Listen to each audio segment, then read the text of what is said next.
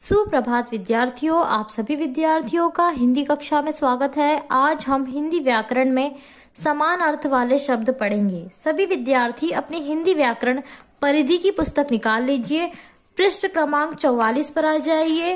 पाठ 13 समान अर्थ वाले शब्द। तो बच्चों, समान अर्थ वाले शब्द किसे कहते हैं? समान अर्थ बताने वाले शब्द को समान अर्थ वाले शब्द कहते हैं। जैसा कि आप यहाँ पर चित्र देख रहे हैं, चित्र के सामने उनका नाम दिया गया है। जैसे सूरज, सूरज को सूर्य भी कहते हैं। यानी कि कुछ शब्दों का अर्थ एक ही होता है। हम एक ही वस्तु को कई नामों से जानते हैं। सूरज को सूर्य के नाम से भी जानते हैं, लेकिन इन दोनों का अर्थ क्या है? समान। यानी हम सूर्य की बात कर रहे हैं। बाग, बगीचा, बाग को बगीचा भी कहते हैं। यानी इन दोनों का एक ही अर्थ है। आसमान, आकाश, ये दोनों क्या है? एक ही अर्थ वाले शब्द हैं, इसलिए इसे समान अर्थ वाले शब्द कहेंगे हम। बच्चा, बालक, चाहे बालक को बच्चा कहो या बच्चे को बालक कहो, दोनों का अर्थ क्या है? समान। यानी हम किसी बच्चे को बालक कहकर भी बुला सकते हैं और बच्चा कहकर भी बुला सकते हैं। पक्षी, पंछी, पंछी भी कह सकते हैं हम पक्षी को हम पंछी भी कह सकते हैं। दोनों का अर्थ एक ही है। दोनों को अलग अलग नामों से पुकारने पर भी एक ही अर्थ निकलता है। बादल को मेघ भी कहते हैं बच्चों। आदमी, आदमी को पुरुष भी कहते हैं। औरत, महिला। पेड़, वृक्ष। तो बच्चों, जैसा कि आपने अभी यहाँ पर पढ़ा, कुछ शब्दों का अर्थ एक समान होता है, एक ही होता है। जैसे सूरज को सूर्य ही कहते हैं, सूर्य को सूरज कहो, एक ही अर्थ निकलता है। हम किसकी बात कर रहे हैं? सूरज की, सूर्य की। दोनों एक ही है, चाहे सूरज कहो चाहे सूर्य। कुछ शब्दों का अर्थ एक ही होता है। हम एक वस्तु को कई नामों से जानते हैं। जैसे कि इस वस्तु का नाम क्या है? पेड़। तो इस वस्तु को हम वृक्ष भी कह सकते हैं, पेड़ भी कह सकते हैं। ठीक है बच्चों, इस तरह से। आइए पेज नंबर 45। लड़की, बालिका। नाव, नौका। धरती, जमीन। चांद, चंद्रमा। बारिश, वर्षा। घर, गृह। पानी, जल। पहाड़, पर्वत। सभी विद्यार्थी पेज नंबर 47 पर आ जाइए। पाठ 14 उल्टे अर्थ वाले शब्द। तो बच्चों, उल्टे अर्थ वाले शब्द किसे कहते हैं? जो शब्द एक दूसरे का उल्टा अर्थ बताते हैं उसे हम उल्टे अर्थ वाले शब्द कहते हैं। जैसे ठंडा का उल्टा क्या होगा? गरम। ऊपर का नीचे। आगे पीछे। काला सफेद। हंसना रोना। अंदर बाहर। सर्दी गर्मी। दिन रात। ठीक है बच्चों, सभी विद्यार्थी पेज नंबर 50 पर आ जाइए। पाठ 15 गिनती 1 से 10। 1 से लेकर 10 तक यहाँ पर गिनती दी गई है। आइए पढ़ते हैं। 1 1 1 खाओ सारे केक। 2 2 2 देर तक मत सो। 3 3 3 खूब बजाओ बीन। 4 4 4 सबको करो प्यार। 5 5 5 झूम झूम कर नाच। 6 6 6 हरदम खुश रह। 7 7 7 करो सच्ची बात। 8 8 8 सबके हो गए ठाठ। 9 9 9 दीपक की है लौ। 10 10 10 अब करो बस। बच्चों, इस तरह से 1 से लेकर 10 तक की गिनती शब्दों में यहाँ पर दी गई है। आपको क्या करना है? पढ़ना है। ठीक है बच्चों, अब पेज नंबर 51 पर आ जाइए। पार्ट 16 रचनात्मक गतिविधियां। रचनात्मक गतिविधियां मीन्स क्रिएटिव एक्टिविटीज। रचनात्मक गतिविधियों को 4 भागों में बांटा गया है। पहला है चित्र वर्णन, दूसरा है बातचीत, तीसरा है कहानी लेखन और चौथा है वाक्य लेखन। तो सबसे पहले हम चित्र वर्णन के बारे में पढ़ेंगे। चित्र वर्णन यानी चित्र देखकर हमें लिखना होता है कि चित्र में क्या हो रहा है। तो जैसे कि ये खिलौनों की दुकान है, यहाँ पर बच्चे हैं, बच्चों के नाम भी हम अपने हिसाब से लिख सकते हैं। जो भी नाम आप चाहे वह चित्र में उन बच्चों के नाम आप लिख सकते हो। तो जैसे कि यहाँ पर किसकी दुकान है? खिलौनों की दुकान। खिलौनों की दुकान पर बच्चे क्या कर रहे हैं? खड़े हैं। तो सबसे पहले हम लिखेंगे खिलौनों की दुकान पर बच्चे खड़े हैं। मानस ने उससे कैमरा लिया। किससे? दुकानदार से। मानस ने उससे कैमरा लिया। सिया ने क्या लिया? सिया ने गुड़िया लिया। सिया ने गुड़िया खरीदी। गौरव ने धनुष लिया। जतिन ने हवाई जहाज लिया। जतिन ने क्या लिया? हवाई जहाज लिया। जतिन की मम्मी ने पैसे दिए। जतिन की मम्मी ने पैसे दिए। इस तरह से स्टूडेंट्स चित्र वर्णन किया जाता है। ठीक है बच्चों, पेज नंबर 52 पर आ जाइए। बातचीत। चित्र को ध्यानपूर्वक देखो और बातचीत करो। चित्र को ध्यान से देखना है और बातचीत करना है। जैसे कि बारिश हो रही है, मोर नाच रहा है, चिड़िया पेड़ के कोटर में और बंदर पेड़ की पत्तियों के बीच छुपा है। चिड़िया कहाँ है? पेड़ के कोटर में और बंदर पेड़ के पत्तियों के बीच छुपा हुआ है। बच्चा नहा रहा है। बच्चा नहा रहा है। एक लड़का कागज की नाव चला रहा है। यहाँ पर देख रहे हो आप, चित्र में देखकर ही वर्णन किया जा रहा है, बातचीत की जा रही है। एक लड़का कागज की नाव चला रहा है, जैसे कि यहाँ पर आप देख रहे हैं। एक आदमी छाता लेकर जा रहा है। इस तरह से चित्र देखकर हमें बातचीत करना होता है, मतलब बताना होता है, वर्णन करना होता है बातचीत के द्वारा। ओके स्टूडेंट्स, ना कहानी लेखन, स्टोरी राइटिंग। चित्र को देखकर हमें क्या लिखना है? कहानी लिखना है। एक पेड़ था, उस पर एक बंदर रहता था। सामने टॉफी की दुकान थी। बंदर टॉफी खाना चाहता था। एक दिन दुकानदार घर के अंदर गया।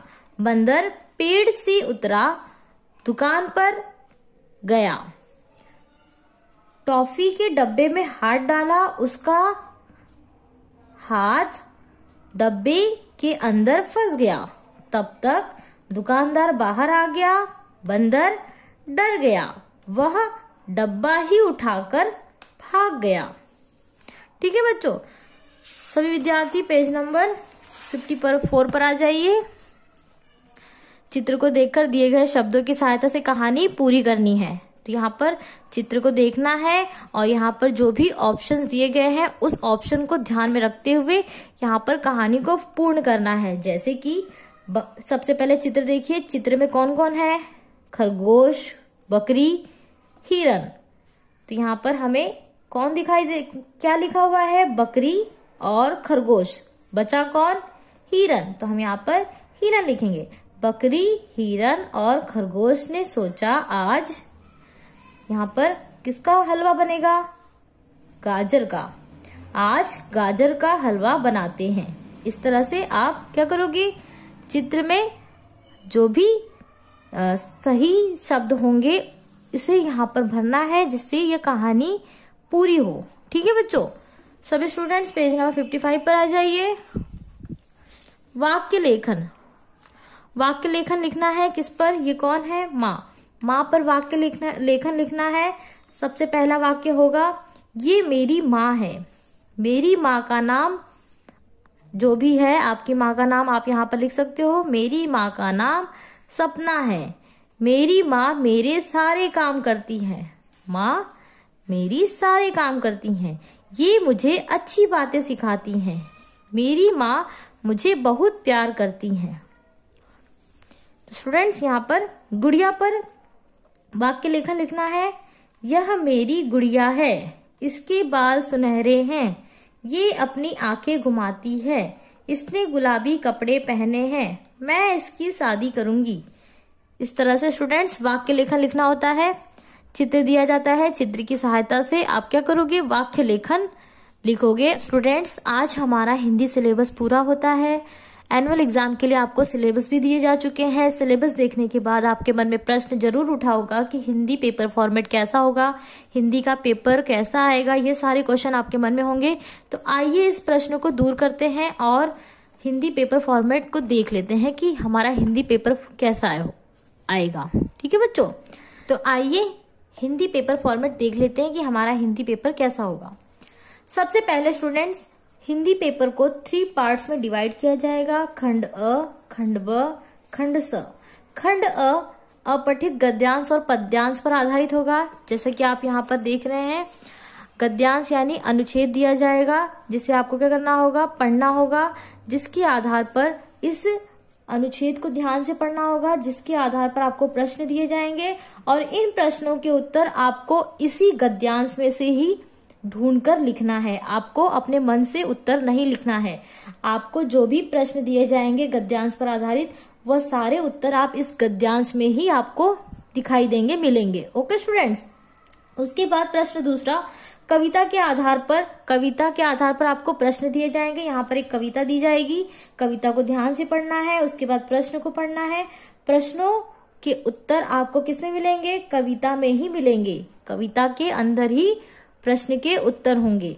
कविता आप क्या करोगे? अच्छे से पढ़ोगे। इस तरह से आपको 20 मार्क के क्या दिए जाएंगे? गद्यांश और पद्यांश। जो पहले आपने कभी पढ़ा नहीं होगा, ऐसे अपठित गद्यांश और पद्यांश आएंगे। ठीक है स्टूडेंट्स। उसके बाद खंड ब। खंड ब जो है वह व्याकरण लेखन पर आधारित होगा। जैसा कि आप जानते हैं व्याकरण लेखन, ये व्याकरण लेखन की पुस्तक है। इस पर आधारित आपको 25 मार्क्स के क्वेश्चन दिए जाएंगे। पार्ट 9 से लेकर 16 तक के जो पार्ट है उससे संबंधित आपको प्रश्न दिए जाएंगे, जैसे कि एक अनेक शब्द, नाम की जगह आने वाले शब्द, विशेषता बताने वाले शब्द, काम बताने वाले शब्द, समान अर्थ वाले शब्द, उल्टे अर्थ वाले शब्द, गिनती 1 से 10, रचनात्मक गतिविधियां।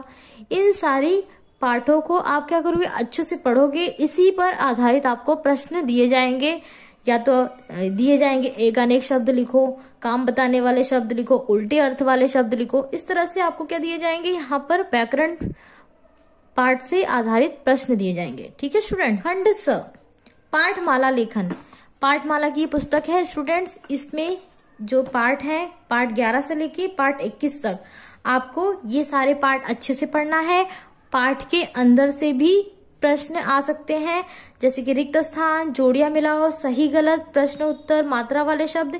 ये सारी चीजें इन पाठ के अंतर्गत से दी जाएगी, इन पाठ के अंदर से दी जाएगी। तो आप क्या करोगे? इन पाठ को अच्छे से पढ़ोगे। इसमें से आपको रिक्त स्थान आएगा, जोड़ियां मिलाओ आएगा, सही गलत आएगा, प्रश्न उत्तर, मात्रा वाले शब्द। ये सारे चीजें किसमें से आएगा? पाठमाला की पुस्तक से आएगा। पाठ 11 से लेके पाठ 21 के अंतर्गत से ये सारे चीजें आपको पाठमाला लेखन में दी जाएगी। Okay students. तो बच्चों, इस तरह से आपके एनुअल एग्जाम के पेपर फॉर्मेट होगा। खंड अ में अपठित गद्यांश और पद्यांश दी जाएंगी 20 मार्क्स के। खंड ब, व्याकरण पर आधारित प्रश्न दिए जाएंगे जो कि 25 मार्क्स के होंगे। खंड स, पाठमाला की पुस्तक से इन सारे पाठों में से आपको रिक्त स्थान, जोड़ियां मिलाओ, सही गलत, प्रश्न उत्तर, मात्रा वाले शब्द, ये सारी चीजें आपको खंड स में कितने मार्क्स के होंगे?